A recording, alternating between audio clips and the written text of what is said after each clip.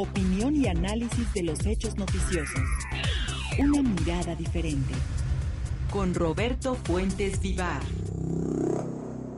Acerca del uso de los recursos procedentes del petróleo que tienen tanto el gobierno de México como el de Noruega, nos va a comentar este viernes Roberto Fuentes. Muy buenas tardes, te escuchamos. Pues Natalia, buenas tardes, Lénica. Buenas tardes. Pues sí, en estos momentos está en México la primera ministra de Noruega, Erna Solberg.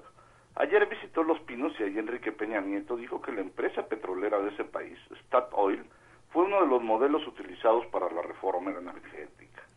Esta afirmación puede ser cierta porque los funcionarios públicos encargados de la propuesta de reforma, en efecto, estudiaron el caso noruego, pero lo aplicaron al revés.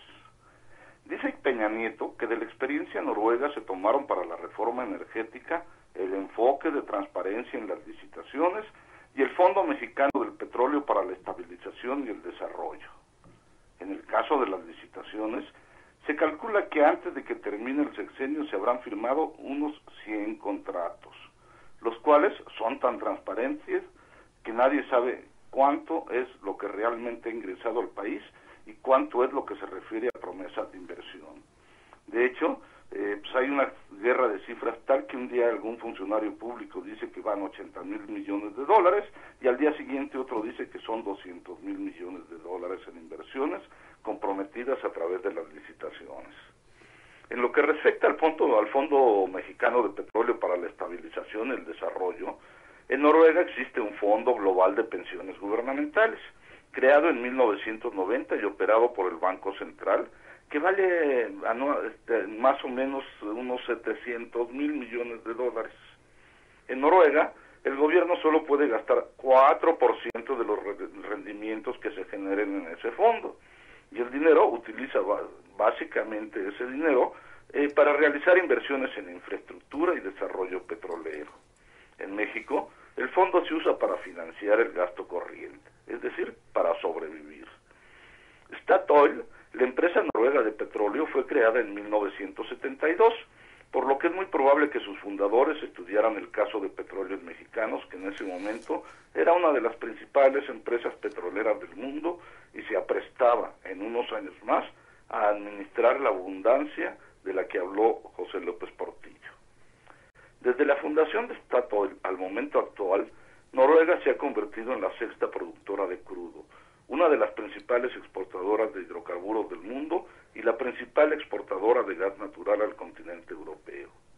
En ese lapso, México ha dejado de ubicarse entre las principales productoras de crudo, pues ya ni siquiera aparece entre los primeros 10. Y es importador de gasolina y de petróleo crudo a tal grado que la balanza comercial petrolera tiene un déficit de 3,000 millones de dólares nada más en los 2 primeros meses de este año.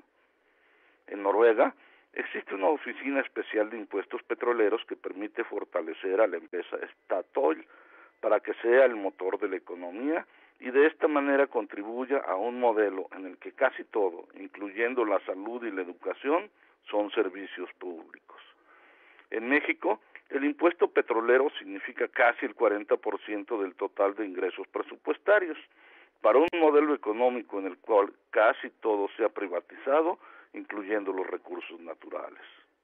En Noruega, todas las decisiones de corto, mediano y largo plazos son tomadas para favorecer a Statoil y a la firme rectoría del Estado en la economía. En México, todas las decisiones son para empequeñecer a Pemex y para destruir la ya muy mermada rectoría del Estado en la economía. Se me olvidaba una diferencia más. En México, el director de Pemex y hasta el líder de los trabajadores petroleros viajan en auto, con choferes y guaruras pagados por todos los mexicanos. En Noruega, sus pares viajan en transporte público y hasta la distinguida visitante que se encuentra en México se transporta en metro. Dice el filósofo del metro, no hay peor copia que falsificar un original. Tanto que tenemos que aprender. Muchísimas gracias, Roberto. Buenas tardes. Hasta luego.